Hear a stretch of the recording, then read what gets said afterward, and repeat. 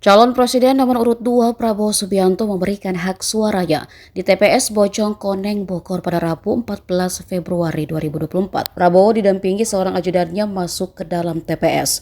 Montre pertahanan itu sempat duduk mengantri beberapa menit sebelum dipanggil petugas pemilihan untuk menerima kertas suara.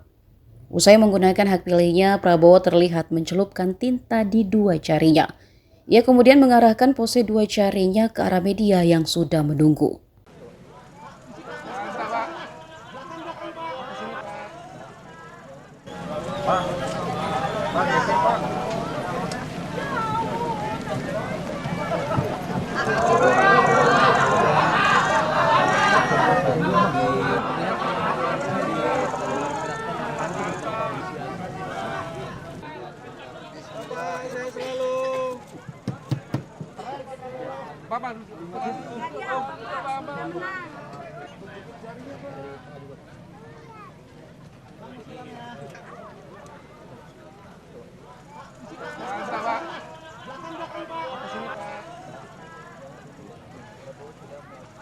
Pak, sekali lagi Pak. Pak, belakang Pak, sekali lagi Pak. Pak Prabowo sekali lagi Pak. Pak. Download Tribun X sekarang.